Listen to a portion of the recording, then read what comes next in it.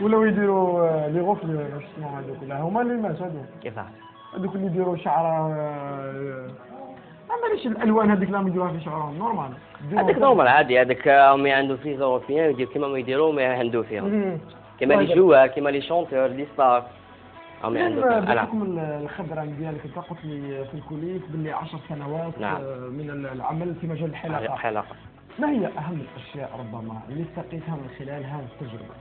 10 سنين هذه بتشوف ربما مر عليك جيل يعني. نعم. واش رايك انت في زمان ودوك حتى في ادوات الحلاقه الى غير ذلك؟ تبدلوا بزاف. احكي لنا ربما واش الاشياء كيما نقولوا تبدلوا حنا في عصرنا عندها 8 نقولوا ما كانش هذا لي ستاج طواج دو بو دي فلاج يجي واحد يصبغ شعره ويدير شعره صفر غير كيما جا واحد دار صبغ شعره صفر. انت ربما عفوا لما يجوك الزبائن هذا يزول عند رغبه الزبون تحقق له شنو حاب يدير باش تقول له ما نديرلكش. لا بس باولا كان عنده ديفو شعر ماشي مليح ما نقدرش ندير له عفسه هو حبها صح ما تخرجلوش ما يقول لك على وانا نصح نعطيه نصيحه كيما نقولوا لحيه باش هنا زعما عنده لحيه هاد الشعيرات هادو ما نقدرش نقولوا نحيهم لك بالله نقدر نحيهم لك بلاصي بالخيط نحيهم لك باللقاط نعطيهم له باللقاط اللحيه نعطيه له باللقاط باللقاط وبالخيط بالخيط اي والله تاع الخيط هذه بالخيط كروازي ونحي كي اللي ستير مقص ستير مقص شويه نحي من لاغاسي. شحال تقعد باش تعاود تنوض الشعر؟ على حسب الشعر وعلى حسب الدب تاع العبد. واي واحد يعني تقدر تنحي له بالخيط ولا باللقاط اي واحد. وشنو هما ربما اهم الخدمات اللي قدمهم سليم للزبائن ديالو هنا اللي يجيو؟ انا نشوف من جميع كليون يدخل عندي انا لازم نحب نخرجوا منه يضحك مش ما نحبش نخرجوا كاع كوبا هذه عيانه طاسه عيانه ثاني تابليك لي كيراتين كيما ندير كلش كيراتين لي ستاج نطواج دو بو وسبيسيتي لي ستاج تاعي نطواج دو بو انا عندي باسبور ديبلوم تاع استيتيك. هذاك هذا وين الدبلوم درتو دائما عين بنيان على تكوين مهني عين بنيان. ثاني ومن خلال الكليم هذا نموذج من بين الشباب اللي نجحوا ربما اللي توجهوا للتكوين المهني والحمد لله راح جاب شهاده ويخدم بها الحمد لله. الحمد لله دخل بها مصروف الحمد لله كما نقول لك خدمه ماشي اللي ترفهك تصح تخدم اجور تولي تستحن تاعك دير انه ربما سليم تسردني في الراي لانه المجتمع ولا ما يرحمش المعيشه ولا غاليه اكيد الانسان لازم هو في حاجه ماسه للعمل والخدمه في يده باش يقدر يواجه بها مصاعب الحياه. وكيما هذا الميتي هذا ما يموتش ما يقدرش يخرجوا عبسه اللي تخدم الشعر ولا اللي تنحي شعر ولا اليد اللي تحفاف اليد اللي تخدم يعني هو عمل اكيد ما عندوش مشوار تاعو ما عندوش نهايه رغم تطور التكنولوجيا الا انه يبقى الانسان هذا او الحلاق هذا يعني يمارس المهنه ديالو بطريقه عاديه فقط يعني دخلت عليها ربما نشوفوا باللي كاين طوندوز طوندوز ولا يعني طورت بزاف حتى طوندوز من قبل كانت على شكل المقص ما عندهاش وحده هنا بكره هي ولات اوتوماتيك اذا كانت عندك الان. اذا هي ادوات بسيطه المقص والمشطار واللي حفاف هكذا ولا حفاف ليه الحفاف يعني تحتاج هذه المهنه هذه تحتاج الاراده واحد تكون عنده لا فولونتي هذا ما كان بون يحبها الحاجه الاولى باش يبدا فيها لانه اساس العمل هي الاراده وانك تكون تحب هذه الخدمه. اذا ما كنتش تحب حاجه مستحيل انك تتقدم فيها. انت تنجح فيها وانت تخرج فيها كما نقول لك تحبها من قلبك ولا حبيتها من قلبك تخدمها ما حبيتهاش من قلبك ما تخدمهاش. واش توجه ربما كلمه للشباب اللي راهم يشوفوا واش تقول؟ هاوصلوا هنا في الطاولة كاين اتفضلوا لينا نقدروا نخرجوكم كما حبيتوا في اي عده لي ستاج نطواج دو بو كوبا اللي يحبها ديكرادي صبيغه لي ماشي واش يحب انا هنا حاضرين نطواج دو بو. ولا السومه كيفاش؟ السومه دوك شوف كاينه على حساب كيما كوبا حنا نحسبوها 30000 كوبا اللي هي 10000 لي ستاج 150 كيراتين 6000 دينار فوالا. سيدي الله يبارك ما شاء الله نتمنى لك ان شاء الله رقي ونجاح في هذا المجال ان شاء الله ان شاء الله. يلا نخليوك السلام اخويا ما نخليوش مشاهدينا الكرام نروح نشوفوا اراء الجزائريين حول مهنه الحلاقه تزامن مواعيد الاضحى المبارك. يلا نشوفوا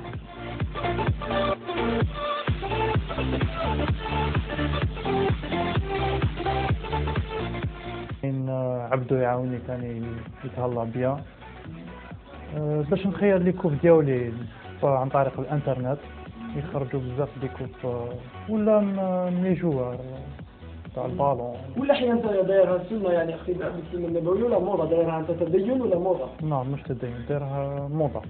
جاتني شابه خليتها خير من ما نكون انت دائما تجي في هذا المحل؟ دائما توج بس القرايه وانا ولا حفاف وانا وليت نحف عنده حاجه شابه و يتهلا. انت الكراسي دير كراسي اللي ولا لا ما يخدمهمش من داك ساعات لي صاج قدام.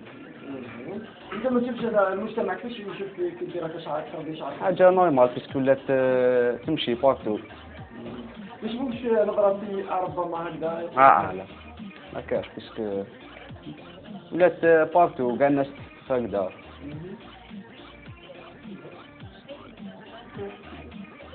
وليكم كيف تخيروا انت؟ اختار كيفاش ترى كي نجي عند عبدو هو يطلع فيا بكوب شابه اختار انا نخيرهم كل خا. اسكو انت باغ اكزومبل انت الفناني هذا تنسى بهم ولا؟ ولا لا تخفض بالفناني ولا عادي؟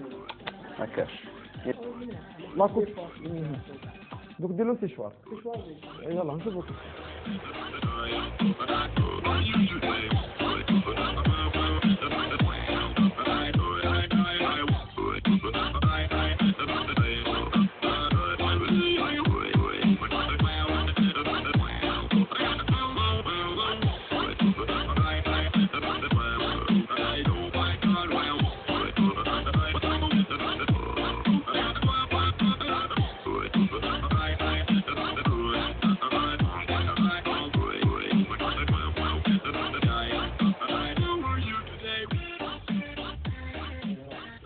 عبدو دوك اللي كيدير في السيشوار دير له سيروم هكذا باش ما يتحرقش الشعر هيا كيديرها لي سور.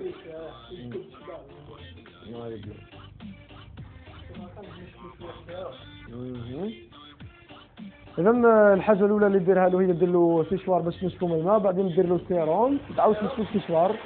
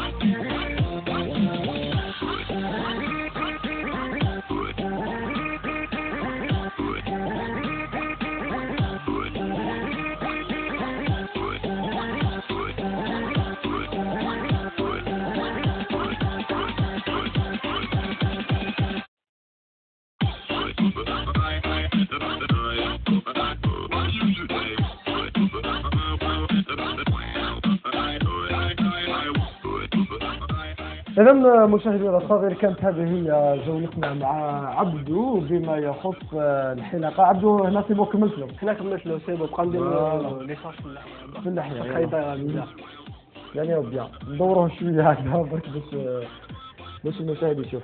هكذا كيما لاكوف هذه اللي درتها له شحال هكذا تقام له هو دوك؟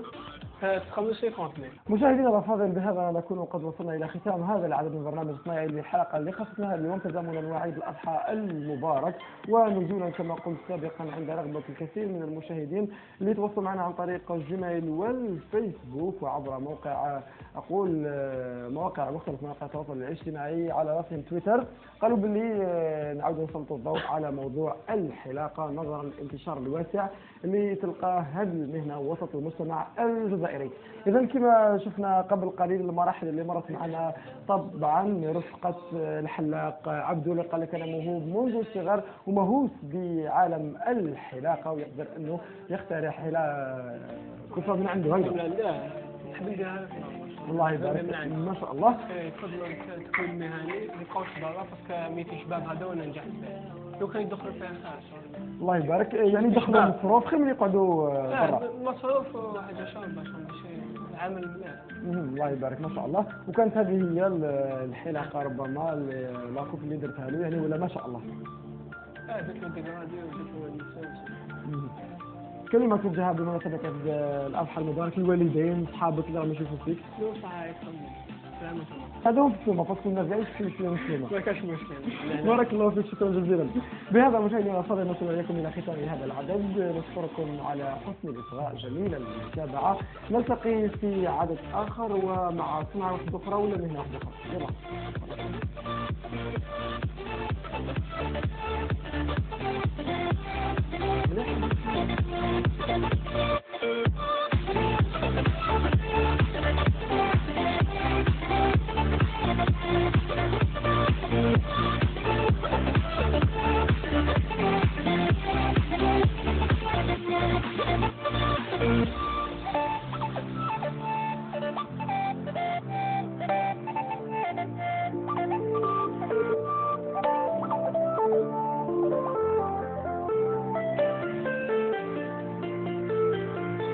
Bright eyes, they burn me in the day.